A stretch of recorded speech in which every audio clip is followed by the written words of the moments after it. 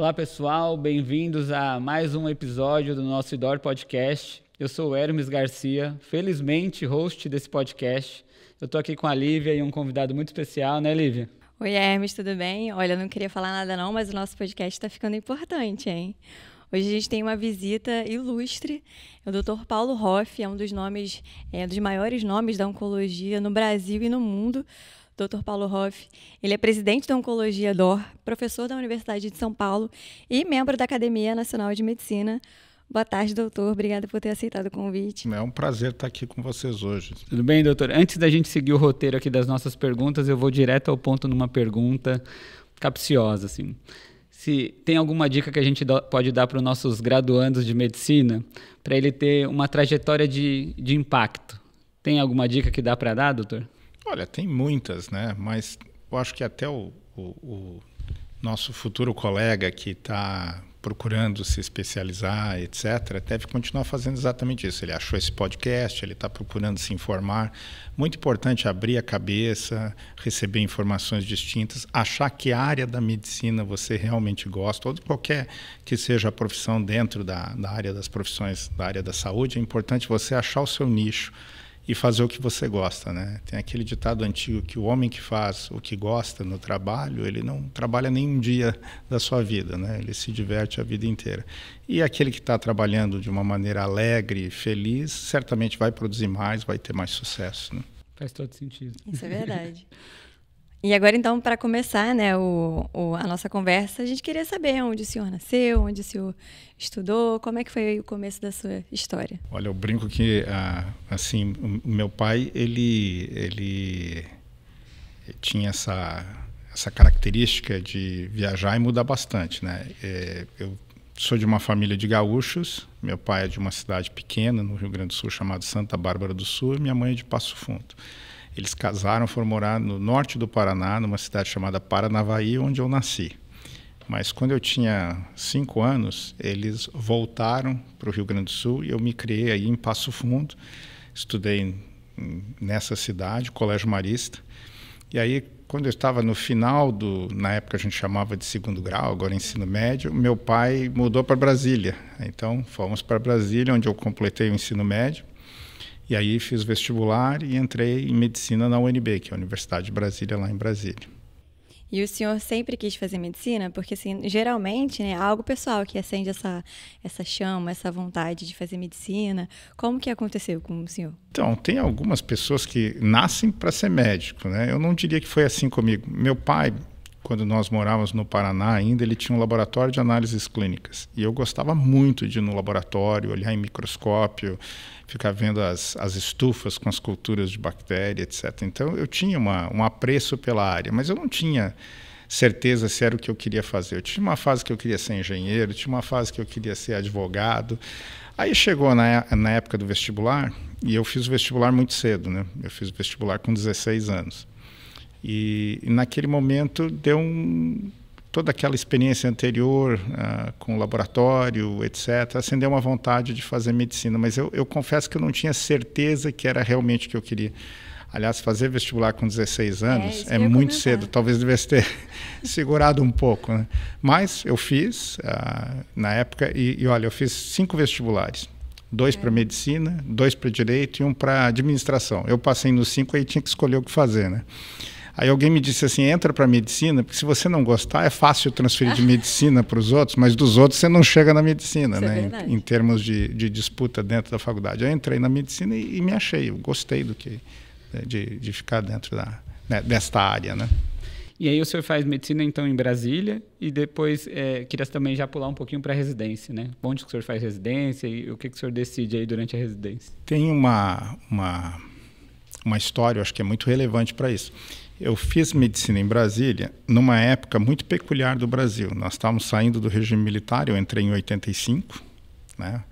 E naquela época havia vamos dizer assim, um descontentamento com a hiperinflação, a questão da democracia que estava sendo readquirida, que causava bastante agitação dentro da faculdade. Tinham muitas greves. E é claro que eu entendo as demandas, mas uma greve ela atrapalha um pouco o seu desenvolvimento como aluno, né? Não tem jeito. É por isso que as pessoas naturalmente tentam evitar isso.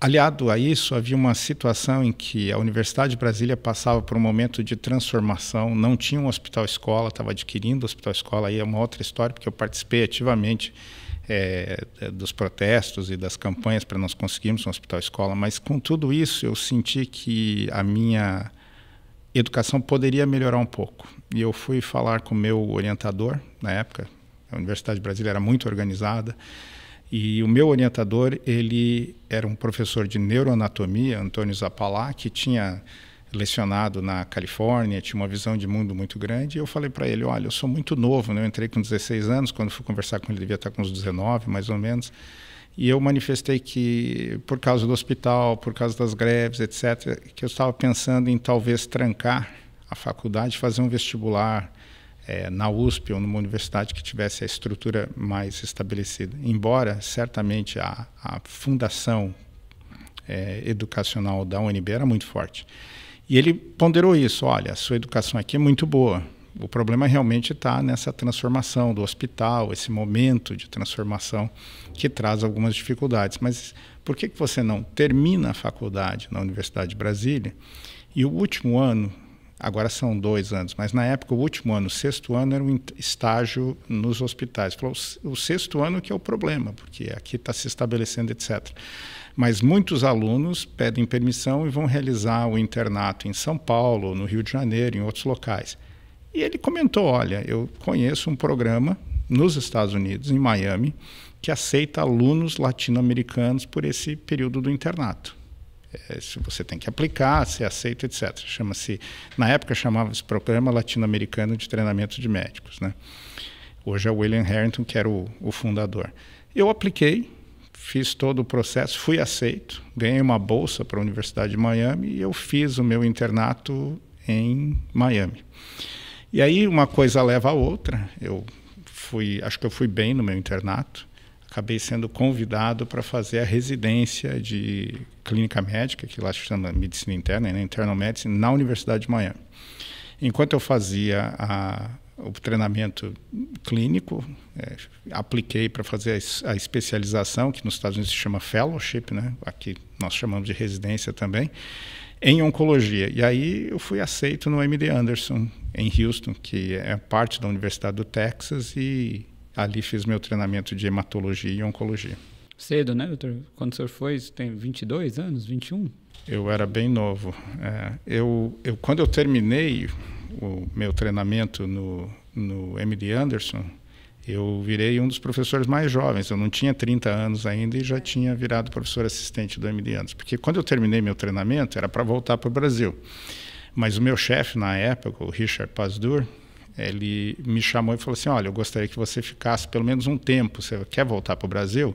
Não tem problema, mas fica um tempo, desenvolva a sua carreira como pesquisador, me ajuda aqui, eu estou precisando de pessoas nessa área de câncer gastrointestinal. O chefe do departamento, James Abruzzi, era uma pessoa fantástica também, corroborou esse convite, eu acabei ficando e no final, tanto eu como a minha esposa, acabamos ficando 11 anos no MD Anderson, né? Os 3 anos de treinamento e mais 7 anos. Legal. Esse tempo todo que o senhor esteve lá fora, você conseguiu, né, ter uma visão de como é a medicina lá e tudo mais. Qual foi o maior impacto, assim, quando o senhor voltou para o Brasil? Quais foram as maiores diferenças, assim, que o senhor conseguiu ver do sistema de lá para o daqui? Olha, quando eu cheguei nos Estados Unidos, foi 1990, já faz um certo tempo, né? Então, são 35 anos. Eu me lembro direitinho, eu cheguei nos Estados Unidos em maio de 1990. E o senhor tinha quantos anos? Eu tinha 21. 21 anos. Nossa, muito novinho, né? Mas eu me lembro deixando o carro na garagem, aquelas garagens gigantescas, que aqui no Brasil não eram comuns, mas lá já era comum, e entrei no hospital, escola da Universidade de Miami, e aquilo foi dramaticamente diferente do que nós tínhamos na maior parte dos hospitais, escolas do Brasil. Então, a questão de equipamento, medicamento, etc., foi muito diferente. E esse é um ponto importante. Hoje não é mais assim. Se você entrar hoje, por exemplo, no hospital que eu trabalho no SUS, que é o ICESP, né, que é da Universidade de São Paulo, você tem algumas diferenças, mas acesso a equipamentos, etc., são muito similares ao que você tem nos hospitais privados e nos Estados Unidos. Então, esse gap tecnológico na área da saúde encolheu. A gente não fala muito disso, mas é importante porque nem tudo piorou no Brasil. Algumas coisas melhoraram bastante. Então, nesses 30 anos, houve uma modificação que hoje, um aluno que saia de uma boa universidade brasileira e chegue na Universidade de Miami não vai ter a sensação que eu tive que tinha trocado de planeta, né? Então, isso mudou para melhor.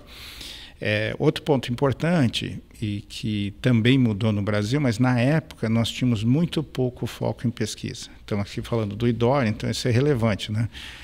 As instituições brasileiras elas eram fortes em assistência, fortes em educação, mas poucas instituições tinham foco em pesquisa clínica, né? Não estamos falando de pesquisa básica, estamos falando de pesquisa clínica. E nos Estados Unidos isso já era muito forte. Então, logo de cara, quando a gente começou a participar de visitas com pacientes, etc., ficou muito claro que havia uma intersecção muito forte de assistência, ensino e pesquisa.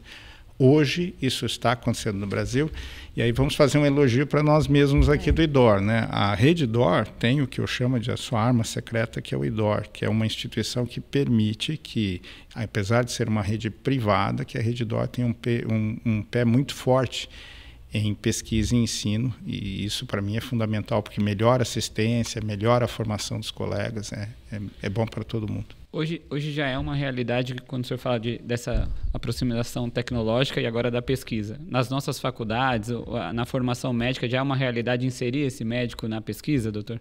É uma prática já que a gente consegue acompanhar? Nas melhores faculdades, sim. Nós temos um problema hoje no Brasil que precisa ser olhado com muito cuidado, que nós tivemos uma explosão no número de faculdades de medicina. Algumas são muito, muito boas, nível mundial, primeira linha, mas outras não têm a estrutura para fazer justamente pesquisa e fazer toda essa questão de trazer inovação, etc. Então, isso é algo que o Brasil vai ter que olhar. A resposta para você, então, Hermes, é o seguinte: em algumas universidades e faculdades, sim, em outras, não. Entendi. O senhor tem uma filha também que é médica, né, doutor?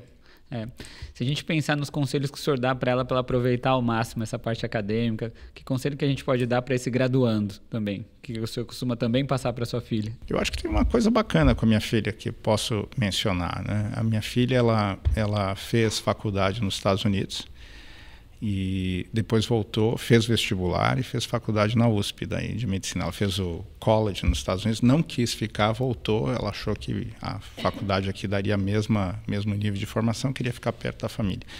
E aí ela terminou a faculdade muito bem e com uma capacidade, modéstia à parte, muito grande. Mas ela não quis ir para os Estados Unidos fazer a residência dela. Ela preferiu ficar no Brasil. Ela acha que a residência é de excelente qualidade, está fazendo residência aqui, está indo muito bem. O que eu falo para ela e falaria para qualquer aluno que está nesta fase da residência é: aproveite este momento.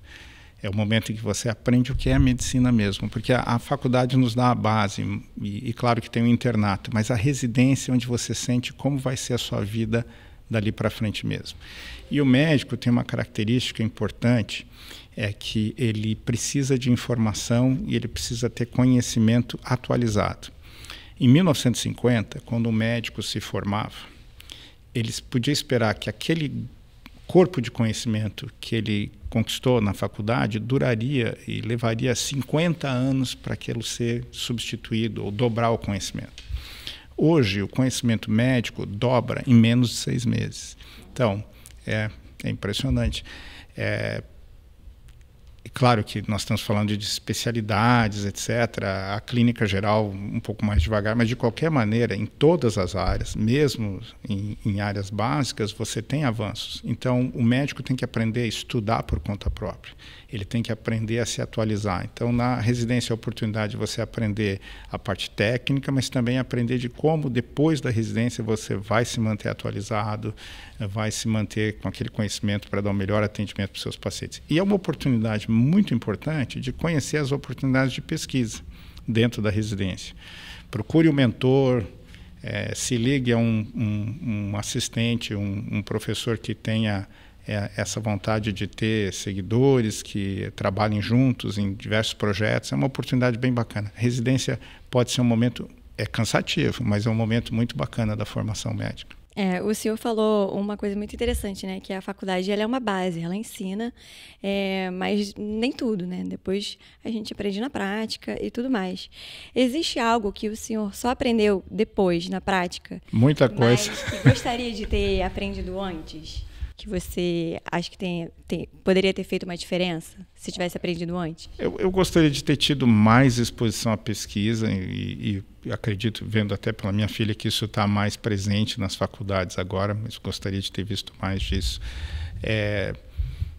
No restante, é claro que sempre tem coisas que a gente gostaria de aprender mais, mas eu acho que a minha faculdade foi muito boa. A UNB me deu uma formação básica excepcional e depois eu consegui juntar isso um treinamento prático de residência, de fellowship, que acho que me deixou bastante satisfeito, né? Então tem muita coisa que eu poderia sugerir, mas a verdade é que a gente tem que fazer o melhor com o que nós temos e aprender a cobrir as deficiências da melhor maneira possível, né? Doutor, e pensando um pouquinho na oncologia, né? Por que oncologia, doutor? O que te fez seguir cada vez mais para oncologia? E assim, se a gente pensar mais uma vez, indica para os alunos como escolher, né? Para que lado ir? É o que eu falei no início, Hermes. Você tem que escolher um nicho que você goste. Eu, obviamente, tinha casos de câncer na família que me deixaram intrigado, vontade de ajudar as pessoas. Quando eu fiz faculdade, nos anos 80 do século passado, é difícil falar isso, mas o câncer era considerado, em grande parte, uma sentença de morte. Alguns pacientes não queriam ouvir falar a palavra câncer, né?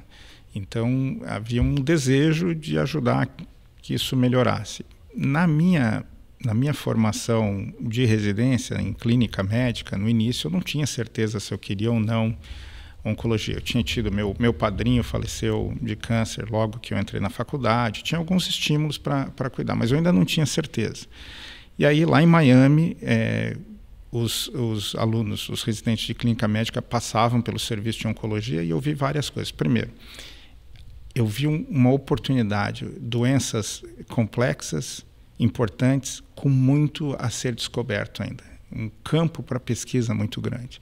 Segundo, uma oportunidade de ajudar o próximo muito grande também, tanto o paciente quanto os familiares. É uma especialidade que aproxima muito o médico do paciente, a família está fragilizada, você acaba participando bastante junto. Isso te dá uma satisfação como médico ou como ser humano de poder estar ajudando.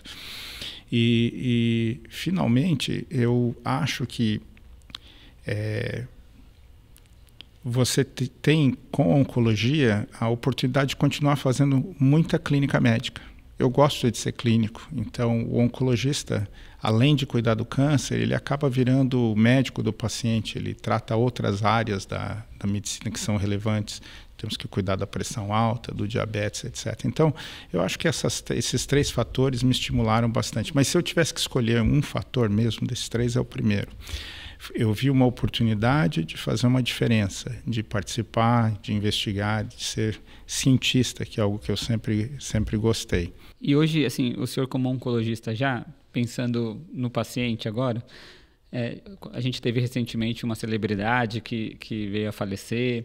Como que faz para poder acalmar os seus pacientes que têm o mesmo diagnóstico, né? Como que é essa clínica? A gente sabe que tem uma explosão de pessoas que vêm procurar, às vezes, oncologistas, às vezes de maneira até precoce. Como lidar com tudo isso, acalmar, explicar e ensinar o paciente, doutor? Isso é uma coisa que você aprende com o tempo, né? A gente fica muito triste quando um ser humano sofre com câncer, sendo ou não famoso. Nosso coração fica entristecido, mas a verdade é que isso é importante e, como você falou, o fato de alguém famoso contar que está com câncer, dividir as etapas do seu tratamento com o público é muito bom, porque desmistifica um pouco o câncer, traz atenção ao problema, mas traz também este detalhe de que um óbito de uma pessoa famosa por câncer assusta as pessoas e faz com que elas imaginem, se aconteceu com esta pessoa, vai acontecer comigo também. Então nós temos que conversar que cada caso é um caso, que as pessoas são diferentes e que certamente vamos fazer de tudo para que o desfecho seja o melhor possível, né? Quando você faz a conta final, eu acredito que pessoas famosas dividirem as experiências do seu tratamento e o fato de terem câncer é positivo. Hoje nós enfrentamos a questão do câncer de uma maneira muito mais aberta do que era anteriormente, e acho que as pessoas estão entendendo que, embora ainda existem situações que o desfecho foi algo que nós não queríamos, em que, em boa parte das vezes, o desfecho é positivo e que a gente consegue curar um número grande de pacientes, né? Legal. Agora, uma pergunta mais pessoal, assim, né? O seu reconhecimento, né, que o senhor alcançou, vem de décadas de trabalho, muito bem feito. E aí a minha pergunta o senhor, lá no início, imaginava que ia chegar onde chegou, com toda essa visibilidade e esse reconhecimento? Não, acho que é difícil você imaginar algo. Eu imaginava que eu seria um bom médico, eu queria ser um bom médico, eu queria ajudar meus pacientes, eu queria ser como eu disse, um cientista, um investigador. Então, me atraía muito a questão de fazer pesquisa clínica, foi por isso que eu escolhi o MD Anderson. Eu tinha algumas oportunidades na época de escolher o local onde eu ia fazer minha especialização, e eu escolhi o MD Anderson justamente por isso, mas eu não podia imaginar que eu teria a felicidade. Eu acho que Deus foi muito gracioso e generoso comigo. De certa forma, dá para falar que foi uma sequência de aproveitar as oportunidades e se programar um pouco para chegar, doutor, né? Porque a gente fala, por exemplo, o senhor falou da oncologia DOR, né, que ocupou um grande espaço, então foi uma oportunidade de construir um serviço, né, também ampliar um serviço, né? Muita gente não conseguiu entender quando eu deixei uma posição de liderança num hospital famoso, onde tudo estava bem estabelecido, para me juntar a um projeto novo da rede DOR, para a oncologia DOR que já existia, mas obviamente tinha essa necessidade de crescer, atuar, etc. E justamente eu acho que é como você colocou, Hermes, assim, eu aceitei o desafio e temos tentado entregar o melhor para os nossos pacientes, né? Isso é muito importante. Mais uma coisinha, eu fiquei curioso, o senhor falou que estava fora, nos Estados Unidos, mas o que efetivamente fez o senhor voltar para o Brasil? Acho que a gente pulou um pouquinho dessa parte. Teve algum motivo que te trouxe de volta para cá, doutor? Então, a minha volta teve dois estágios, né? Eu primeiro voltei, tive um período em que eu trabalhei, foi em São Paulo também, junto ao grupo, na época, o Centro Paulista de Oncologia. E aí tive uma segunda oportunidade de voltar aos Estados Unidos, liderando pesquisa no departamento em que eu estava no MD Anderson, e eu achei sinceramente que da segunda vez que eu fui para os Estados Unidos que eu não voltaria mais, que era uma mudança de vida permanente. No entanto, alguns anos depois surgiu uma oportunidade, e aí casou naquele momento, tanto eu quanto a minha esposa estávamos um pouco preocupados com o futuro da família. Chega um momento do imigrante em que ele tem que fazer uma escolha, né? As raízes que estão no seu país de origem começam, obviamente, a envelhecer, etc., e você começa a formar raízes do seu novo país. Aí você vai ter que escolher, você vai ficar aqui ou vai voltar. Minhas filhas estavam adolescentes, nós chegamos à conclusão que os Estados Unidos foi muito bom para nós tínhamos uma vida maravilhosa, mas que nós ainda nos sentimos brasileiros e que nós tínhamos alguma coisa para ajudar no nosso país, e muito importante, queríamos ficar perto da família. Então, acabamos voltando. O senhor teve essa oportunidade pensada um pouco na família, né, doutor? O senhor comentou da sua filha que resolveu fazer a residência aqui. Como que a gente faz para construir um mercado que seja atrativo para esses médicos que estudam fora, poderem voltar para o Brasil, a gente reter talentos aqui no país de certa forma? Olha, o brasileiro, eu acho que o nativo de qualquer país, dado a ele oportunidades, tende a querer ficar no seu país de origem. Então, o que nós temos que fazer aqui é criar oportunidades. Criar instituições como o IDOR, como a Rede DOR, que dá condições de trabalho, condições de pesquisa, que a pessoa possa ter uma vida digna dentro da sua área de atuação. Acho que fazendo isso as pessoas tendem a voltar. A Rede DOR tem um histórico de repatriar cérebros também brasileiros de fora, isso é bacana. Estamos vivendo um momento um pouco conturbado agora, nesse sentido de parte externa, o mundo todo está em ebulição, mas eu acredito muito que vamos continuar criando oportunidades para que mais brasileiros possam sentir que podem voltar e ter uma carreira bacana aqui dentro. Legal. E o senhor atua em dois mundos que parecem ser muito diferentes, né? Que é o público e o privado. E aí, queria entender, existem diferenças entre essas duas, do público e do privado? Como é que existe alguma diferença na forma de liderar?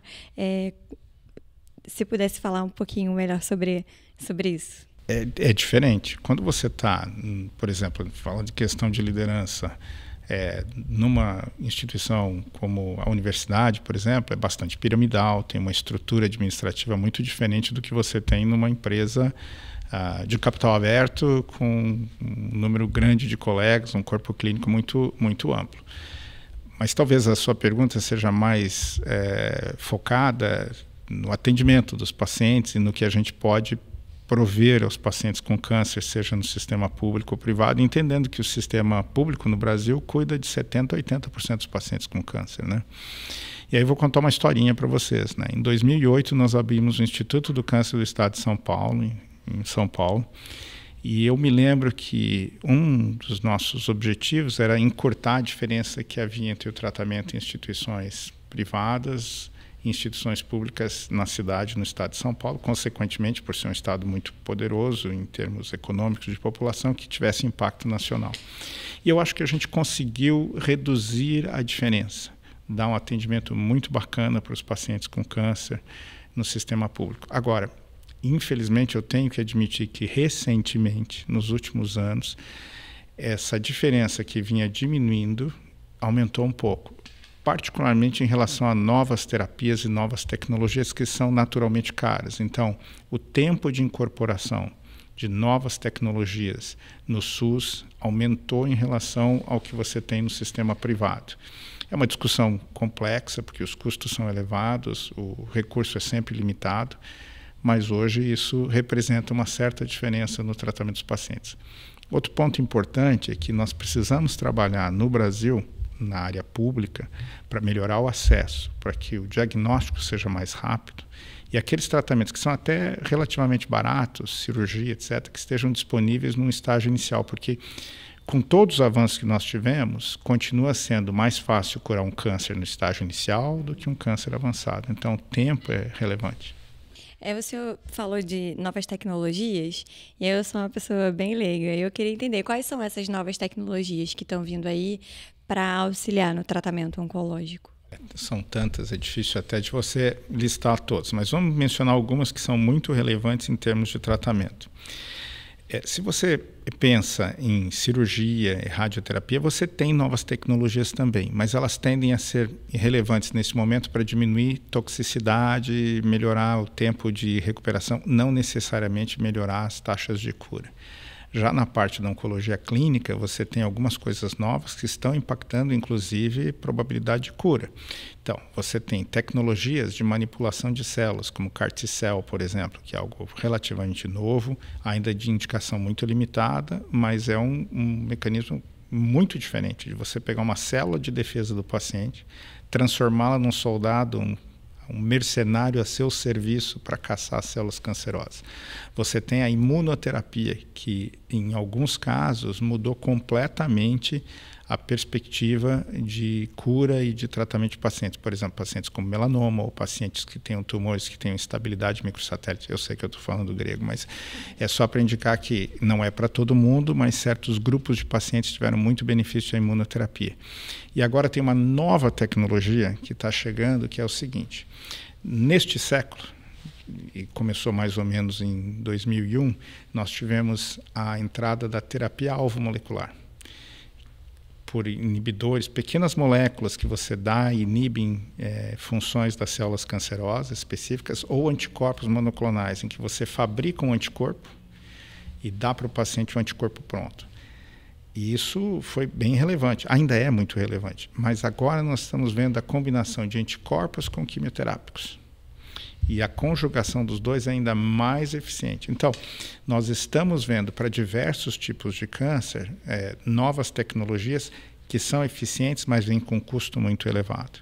E, finalmente, você ainda não perguntou, mas todo mundo pergunta da vacina, né, de mRNA, que vai ser outra tecnologia, que essa não está disponível ainda para ninguém, mas que certamente vai ser relevante. A gente acredita muito que essas vacinas de mRNA vão ter um papel, e certamente vai ser outro desafio de como incorporar no nosso orçamento, que já está ficando apertado, né? Eu fico imaginando, doutor, com tantas clínicas de oncologia espalhadas a nível nacional, né? Como fazer para que todos os oncologistas envolvidos falem a mesma língua, usem o mesmo protocolo? Como fazer para levar acesso à informação desses pacientes em qualquer um dos estados que a gente esteja atendendo aí. Hermes, quando eu vim para a Redditor em 2017, esse foi um dos nossos pontos principais. Nós gostaríamos que houvesse uma harmonização do tratamento em todas as unidades da Redditor, garantindo que os pacientes, desde as nossas unidades premium até as nossas unidades mais humildes, tivessem a mesma qualidade de atendimento. Então, na oncologia, o que nós fizemos nestes anos todos? Criamos um prontuário único. Então, se o paciente for visto no Maranhão ou no Paraná, é o mesmo prontuário. Os dados estão disponíveis para os médicos da Redditor. Nós criamos protocolos de atendimento. Então, nós fizemos com que houvesse uma redução no número de protocolos sendo utilizados. Isso foi feito não de cima para baixo, mas feito com acordo junto aos nossos médicos. Estabelecemos os protocolos que serão seguidos pelo nosso corpo clínico. E aí nós tínhamos que, como você disse, fazer algo para que as pessoas conversassem e utilizassem essas ferramentas. Então nós criamos os Tumor Boards. Hoje, de segunda a sexta, em alguns dias mais de uma vez por dia, nós temos reuniões que são direcionadas a um tipo específico de câncer e que os especialistas do Brasil inteiro sentam, discutem, e isso faz com que, com o tempo, haja uma convergência e uma harmonização do tratamento. E para acelerar isso, nós temos durante o ano diversos simpósios grandes nos quais nós levamos os médicos que atuam nas diversas áreas para se encontrar, para discutirem, para desenvolverem projetos de pesquisa e de atendimento. Então, é uma preocupação nossa muito grande que o nosso atendimento seja estado da arte e que haja uma harmonização de conduta, uma convergência de conduta nacionalmente. Eu fico pensando, doutor, com todas essas informações também juntas, né, o quanto isso deve, eu estou chutando aqui, facilitar talvez para a pesquisa, né, para poder ter os dados ali, lógico, considerando a questão do paciente, de ocultar as informações dele, mas os dados diagnósticos mesmo para poder pensar em protocolos, pensar em uma melhoria contínua nesse sentido a partir da pesquisa que é feita disso. Hermes, nós sempre trabalhamos com protocolo, com consentimento informado dos pacientes, mas sim, o fato de você ter um prontuário único permite padronizações e permite que você faça estudos de grande escala nos nossos pacientes. Isso vai acelerar cada vez mais. Com os novos projetos que nós estamos trazendo, nós acreditamos que isso vai ser uma realidade cada vez mais presente. E isso é importante porque a maneira com que a pesquisa clínica é feita, ela também evolui. E hoje a pesquisa clínica, se utilizando dos pacientes aí é um anglicismo, mas é o termo que a gente usa, o real life, né? A vida real é muito importante. O senhor falou sobre protocolos, né, padronização desse atendimento no Brasil todo. E aí eu fico pensando, porque o câncer, cada caso é um caso diferente, as pessoas reagem de formas diferentes, as famílias, né, das pessoas também reagem de formas diferentes. E assim, também a gente precisa de um pouco de empatia, né, mais humanização na hora que for comunicar isso, quando for tratar esse paciente. Quais são, assim, os maiores desafios na orientação mesmo profissional das equipes, quando você tiver que lidar com essas situações? Até mesmo para quando você for comunicar as alternativas, né, que o paciente tem e instruir ele da melhor forma dele decidir qual é a melhor forma que ele gostaria de fazer o tratamento. Quais são os maiores desafios que envolvem todo esse contexto? Olha, nós fazemos um esforço muito grande de ensino. Nós temos residência em diversos estados, residência de oncologia, e a questão da humanização e da relação médico-paciente é muito presente nos nossos programas de treinamento. Nós temos uma felicidade, Lívia, de ter um corpo clínico de grande qualidade. Quando eu falo grande qualidade, não é só em termos técnicos, mas também humanísticos. Eu acredito que nós temos certamente um espírito de humanização da conduta muito arraigado dentro da oncologia DOR nacionalmente, o que ajuda bastante nessa situação. Mas não tenha dúvida que uma das grandes dificuldades do médico, do oncologista, está na conversa inicial, onde você tem que, às vezes, explicar que o indivíduo tem câncer, o que é sempre muito difícil, criar uma expectativa positiva, respeitando a realidade, não se pode mentir para o paciente, explicar as alternativas de uma maneira que um leigo possa compreendê-las, porque obviamente é diferente a conversa entre dois oncologistas ou mesmo entre dois médicos, e você quer poder dar ao paciente algumas opções para que ele possa escolher, naturalmente ajudando ele a escolher o que é melhor no caso dele. Então, é sempre um desafio. Eu diria que são os dois momentos de grande desafio para o oncologista. O primeiro é esse, no diagnóstico inicial. E o outro é nas situações em que os tratamentos não estão mais funcionando, não existem mais boas opções e você precisa discutir cuidado paliativo, etc., porque vem com uma carga emocional muito grande. O senhor falou um pouco agora de cuidado paliativo, doutor. Eu fico pensando... o senhor falou também das novas tecnologias, né? O custo disso. Até onde dá para o paciente, como esclarecer para ele sobre o investimento, quanto que ele vai investir, talvez para ganhar alguns meses de vida, ou para estender mais, ou para ter qualidade de vida. Como que funciona isso de certa forma? E só aproveitando o gancho também, como que a gente vence esse desafio das medicações e os tratamentos ficarem tão caros a ponto, sei lá, de um convênio não dar conta de pagar isso mais? Como que a gente resolve esse problema? A realidade é que, e existem exceções, mas grande parte das vezes esse questionamento do custo acaba não sendo individual do paciente, porque ou o paciente tem um convênio ou o paciente é do SUS, então a fonte pagadora acaba sendo um terceiro. Mas é um ponto muito relevante mundialmente, Hermes. O custo hoje do tratamento oncológico, ele ficou muito, muito alto. E eu não discuto que as indústrias farmacêuticas precisam ter lucro, elas investem bastante na pesquisa, mas nós precisamos ter uma conversa muito serena, e as indústrias têm que participar dessa conversa, porque alguns custos vão ter que ser reduzidos, senão vai ficar impossível. Não dá para toda nova medicação que for incorporada custar 100, 200 mil reais por mês para o paciente, né? Nenhum sistema do mundo, nem o americano, está conseguindo sustentar esse nível de gasto. De maneira geral, nós tendemos a já fazer as aprovações dos tratamentos baseados em ganho real, benefício real, não em benefício mínimo, né? Então, a gente tenta evitar tratamentos que sejam só uma esperança sem uma perspectiva real de benefício. Isso a gente já tenta fazer, esclarecer para o paciente quando o tratamento realmente pode ajudá-lo, etc. Porque isso é muito importante. Um dos meus slides, quando eu dou aula, é o seguinte: nós temos que dar a quem precisa o que funciona. Então, não é dar tudo para todo mundo. Eu tenho um vizinho que tinha um câncer de pulmão, tomou o remédio X e ficou bom. Eu tenho câncer de pâncreas, quero tomar o remédio X. Bom, pode ser que na sua situação seja ou não pertinente o remédio X. Tem que entender hoje qual é a formação molecular do tumor que vai ser tratado e fazer a escolha do tratamento nessa base. Às vezes é difícil de explicar para o paciente, mas se funcionou para ele, por que não funciona para mim? Bom, câncer não é uma doença. Nós não falamos disso, mas o câncer é um conjunto de um número enorme de doenças, se você considerar que a causa molecular é diferente. Então, sim, o câncer se caracteriza por replicação descontrolada, invasão, metástase, tudo isso é verdade. Mas o que levou aquela célula normal a virar um câncer é muito distinto. E cada um desses tumores vai ter que ser tratado de uma maneira em particular, né? Quando a gente fala que cada um desses tumores tem que ser tratado de uma maneira particular, a pesquisa tem muita relação com isso, né? E aí, dentre a prática clínica, de gestão que o senhor tem de experiência, o senhor também escolheu a pesquisa. E aí, qual foi a maior motivação? Foi justamente isso. Quando eu comecei oncologia, e eu falei para vocês que eu cheguei nos Estados Unidos em 1990, mas eu entrei na medicina em 85.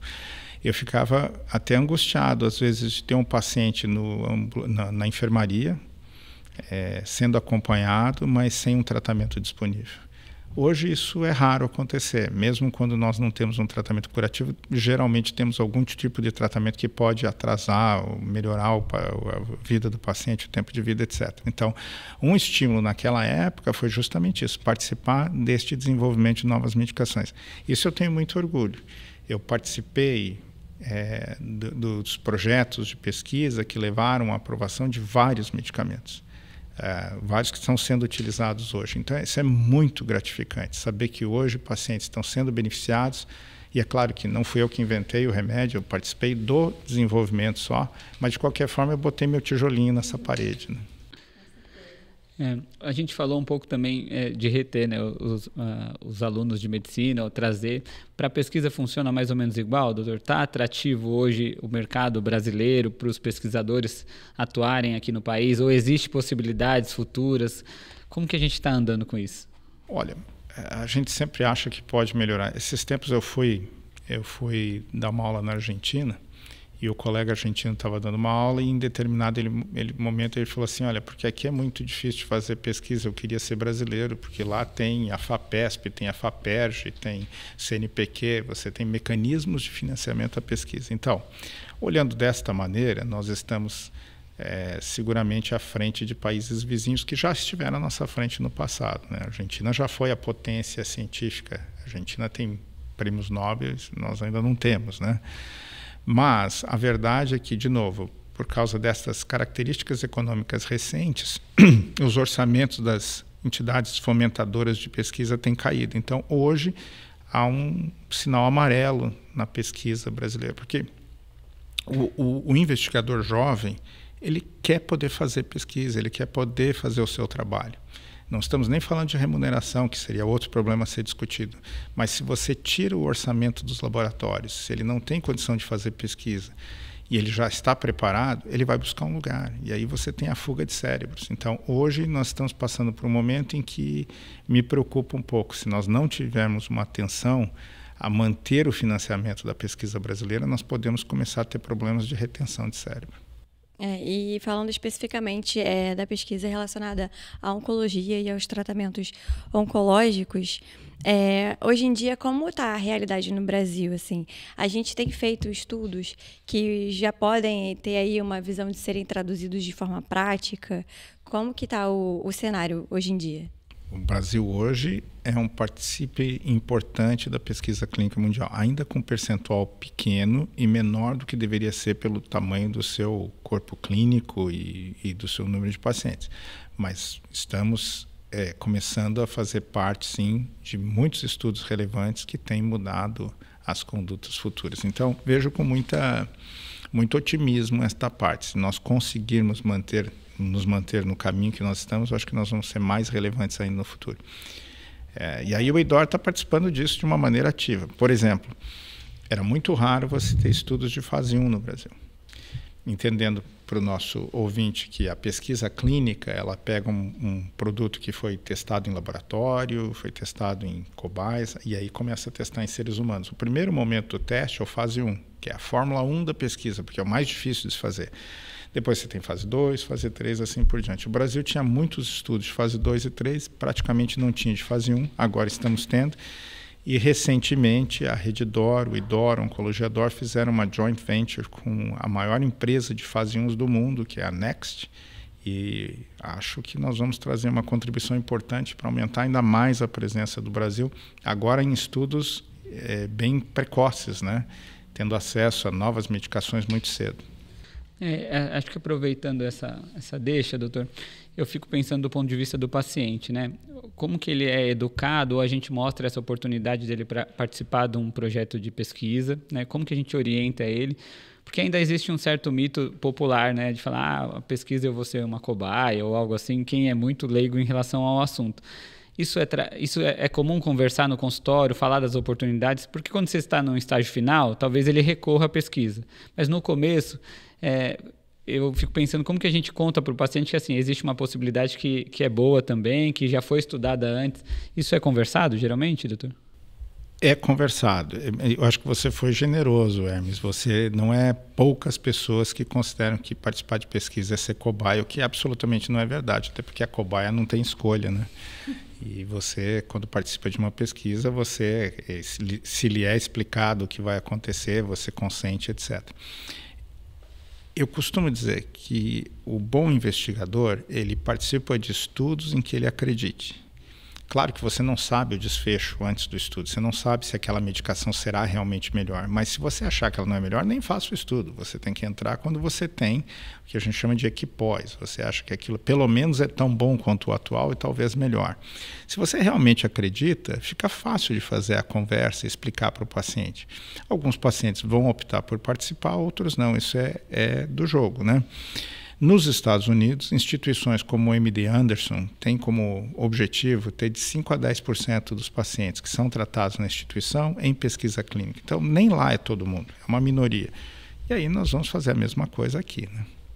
Legal. E agora, uma curiosidade, assim, o senhor comentou mais cedo, né, que os médicos, eles precisam se atualizar, tá sempre estudando, porque as transformações são constantes. E isso tem muita relação também, né, com a medicina oncológica, que ela teve muita mudança nos últimos anos. E aí eu queria saber quais foram esses avanços que mais mudaram o cenário dos tratamentos oncológicos e no futuro também. Qual que o senhor acha que vai ser, assim, acredita que vai ser o maior divisor de águas? Desde quando? Porque quando você fala nos avanços, tem que entender desde quando. Mas vou tentar ser breve, né? Se a gente pensar nos últimos... Vamos falar quando o senhor começou e depois, 15 anos depois, se teve um grande marco e se dá para arriscar um grande marco no futuro, doutor? Veja, vou fazer rapidamente e aí vou falar dos marcos. Na cirurgia minimamente invasiva é o que está, neste momento, crescendo muito. Laparoscópica, robótica. Porque antes a gente tinha medo, não sabíamos se a cirurgia minimamente invasiva teria o mesmo resultado que a cirurgia aberta grande. Então isso está se solidificando como uma boa opção. Em termos de radioterapia, a radiocirurgia, as cirurgias que são muito localizadas, eu vou falar uns termos aqui, né? IMRT, VMAT, etc., que no fundo é a mesma coisa, limitar o dano ao tecido normal, concentrar no tecido doente e poder fazer radioterapia em áreas do corpo que antes era impossível de fazer, como fígado, pulmão. Então esse é outro avanço na radioterapia. Na oncologia clínica, já mencionei inibidor de tirosina quinase, anticorpos monoclonais, os anticorpos conjugados com quimioterapia e imunoterapia. Se você perguntar para mim assim, bom, Paulo, você mencionou muita coisa aqui, sai do muro e fala, em termos de oncologia, qual foi o grande marco dos últimos 10 anos ou 15 anos, eu teria que colocar aqui a imunoterapia. E explico por quê. É o mais novo modelo de tratamento, porque cirurgia, radioterapia, quimioterapia já tem mais de 50 anos, então a imunoterapia é relativamente recente, embora a gente fizesse antes, tá? Mas imunoterapia moderna é recente. E os resultados são muito, muito interessantes. Você pega um paciente e você consegue fazer com que o paciente, o seu sistema imune, casse as células cancerosas, elimine as células cancerosas. Qual o problema da imunoterapia? Não é para todo mundo. Hoje, dependendo do câncer, de 5 a 10% dos pacientes se beneficiam da imunoterapia. Mas quando se beneficiam, a gente tem curas, sem usar químio, sem usar cirurgia, sem usar radioterapia. Vou dar um exemplo, né? 15% dos pacientes que têm câncer coloretal, 85%, este câncer é desenvolvido por instabilidade cromossômica, é o câncer usual. Em 15%, como eu disse, é desenvolvido por um outro tipo de mecanismo, que é a instabilidade microsatélite. Depois podemos discutir se tiver tempo. Mas o importante é o seguinte, para esses 85%, tratamento normal. Para os pacientes que têm instabilidade microsatélite, foi feito um estudo em que imunoterapia foi dada antes da cirurgia para pacientes com câncer de reto. Foi dado antes da cirurgia. Aí chegou no momento da cirurgia, não tinha mais câncer. E até agora, para esses pacientes com instabilidade microsatélite, câncer do reto, que recebem imunoterapia antes da cirurgia, a taxa de resposta publicada é de 100%. Então, isso é uma mudança dramática, porque o câncer de reto é aquele que você fazia químio, rádio, às vezes tinha que amputar o reto, ficar com uma bolsa de colostomia. Aí, de repente, você toma imunoterapia e se cura. O desafio é como é que eu faço a imunoterapia funcionar para os outros 85% dos pacientes. Então, isso que está se discutindo agora e estamos procurando. Eu vou insistir um pouquinho na pesquisa, porque eu ainda estou curioso, doutor. Como que a gente faz, a gente falou dos pacientes, de educar eles, mas vamos pensar agora na indústria, né? Como que a gente faz para atrair investimento hoje? Como que é essa relação, vamos pensar no IDOR ou alguma indústria, o que a gente precisa, como que é essa conversa, né, para atrair investidores? Ou eles que procuram a gente geralmente, como que funciona? Costumava ser que as indústrias contratavam CROs, que são empresas especializadas a ajudar a conduzir estudos clínicos, e a CRO saiu um mundo afora procurando centros para fazer pesquisa. Mas hoje a gente tem um tamanho que nos permite nós mesmos termos interlocução com, não só com as CROs, como muitas empresas.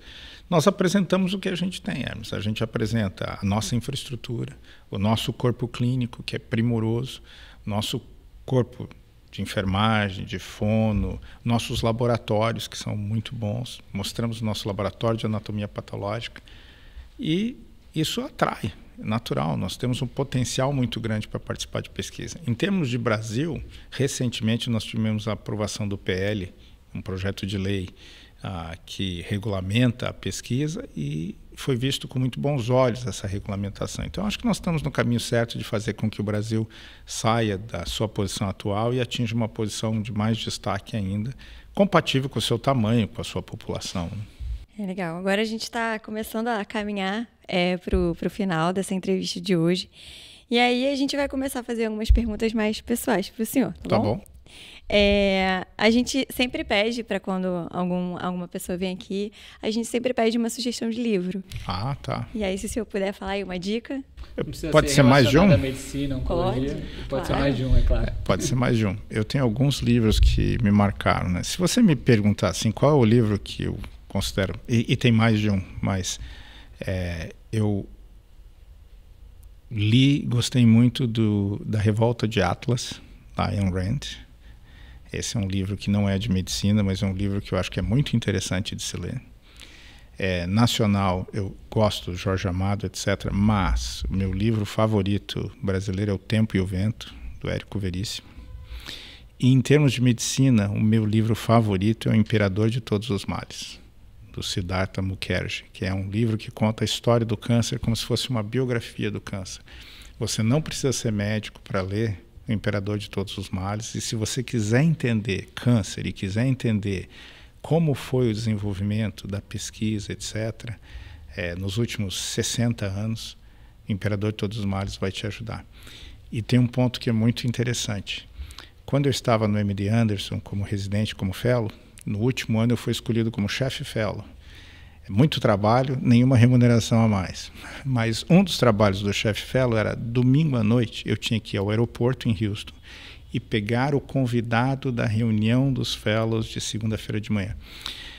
Quem ler O Imperador de Todos os Males, tem um médico lá que faleceu há pouco tempo, o Emil Freyreich. O Emil Freyreich tinha uma reunião, segunda-feira, 7 da manhã, e ele tinha sido um dos pioneiros, tanto que ele está no livro. Ele conhecia todo mundo. Então, ele convidava esses grandes nomes para virem a Houston.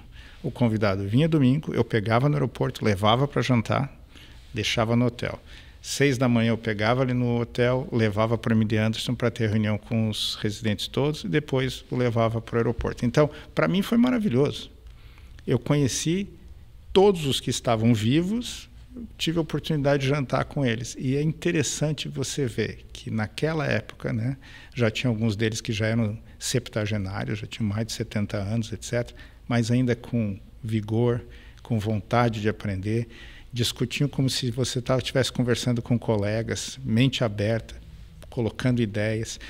O bom investigador, ele tem que ser criativo, ele tem que se abrir para outras opções, ele tem que aceitar hipóteses alternativas. Bom, e aí pensando, como o senhor falou que o bom investigador aí tem que ser criativo, o que faz, o que torna uma pergunta científica boa o suficiente para virar uma pesquisa, doutor? Poxa, aí você está pedindo, mas eu acho que tem que ser plausível, tem que ter plausibilidade, né? Tem que ser algo factível, a investigação tem que ser factível, o conceito tem que ser plausível e a pergunta tem que ser importante. Tem que ser algo que vá, se respondida, vai ter uma significância importante no campo. Eu acho que, resumindo muito, seria isso. E agora aqui falando um pouquinho mais sobre a sua trajetória, né? O senhor caminhou por muitas trilhas, né? E aí, dá para você eleger qual foi o maior desafio que o senhor passou até hoje? Existe isso? Olha, Fazendo o senhor pensar. Eu tive muitos desafios, mas e naturalmente que se eu responder essa pergunta 3 vezes, talvez eu responda 3 vezes de maneira distinta, né? Mas eu tenho, acho que, 3 momentos muito relevantes na minha carreira. Um foi a ida para o MD Anderson, né? Desafio de língua, desafio de cultura, desafio de você entrar numa nova perspectiva de medicina e obviamente, isso foi muito importante na minha formação. O MD Anderson foi minha alma mater. Um segundo momento muito importante, eu sei que você perguntou talvez a gente possa escolher um deles, mas o segundo momento muito relevante foi a construção do Instituto do Câncer do Estado de São Paulo. Não fiz sozinho, naturalmente, mas eu tive uma posição de liderança, eu tive a oportunidade de desenhar como funcionaria um centro de câncer de 500 leitos. É uma oportunidade única, né? Com muitas pessoas me ajudando, outras pessoas acima dando apoio, mas eu acho que foi um momento muito importante da minha carreira. E não posso deixar de dizer a vinda para a Rede D'Or de estruturar a oncologia a nível nacional. Aí, olhando para os 3, eu acho que eu diria que talvez o momento mais desafiador foi montar dentro do SUS uma estrutura com 500 leitos, mudando a maneira de pensar o tratamento do paciente com câncer no SUS, né? Então, os 3 foram relevantes, mas se eu tiver que escolher um, seria esse. Aí eu fico com frio na barriga só de imaginar os desafios. Doutor, e aí, com tantas tarefas, né? Como equilibrar tudo isso? Tem alguma receita pessoal, alguma fórmula pessoal que o senhor faz para poder administrar todas essas tarefas, mais a vida pessoal, mais lazer? Tem alguma receita aí nisso? Olha, eu acho que primeiro você tem que escolher muito bem as pessoas com quem você trabalha, você tem que tentar capturar talentos para trabalhar com você. Um grande cirurgião de Nova York, Dr. Murray Brennan, ele disse para mim uma vez, ele já está com quase 90 anos, mas ele é considerado o maior cirurgião oncológico que já viveu, né? E ele virou para mim e falou assim: Paulo, o segredo do sucesso é você escolher pessoas que sejam melhores que você para trabalhar com você. Não tenha medo de trazer pessoas competentes para te ajudar. E agora, para finalizar, eu sei que o senhor falou que fez vestibular para direito, administração, enfim. Mas foi no século passado. Eu só queria fazer engenharia, mas... Esse eu não fiz o vestibular, só pensei.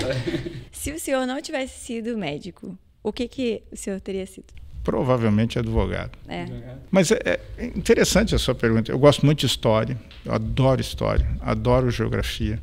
E eu gosto muito de conversar. Você já viu que eu dou respostas longas, né? Então, acho que talvez advogado. Bom, doutor, era isso. A gente queria conhecer um pouquinho o senhor, inspirar as pessoas. Acho que isso a gente cumpriu com o objetivo aqui. Queria agradecer de verdade a presença. Foi muito importante para nós, né, Vivi? Foi muito importante. Obrigada por ter participado aqui dessa conversa. Acho que foi um papo bem inspirador, principalmente para quem está pensando em seguir essa carreira e principalmente para quem pensa na pesquisa, né? Porque tem muitas oportunidades e foi muito legal o papo para ver que a gente está num caminho bom, né? Bom. Então é isso. Muito obrigada. Prazer. Bom, é isso, pessoal. Muito obrigado pela audiência. Fica aí mais uma indicação inspiradora para todo mundo.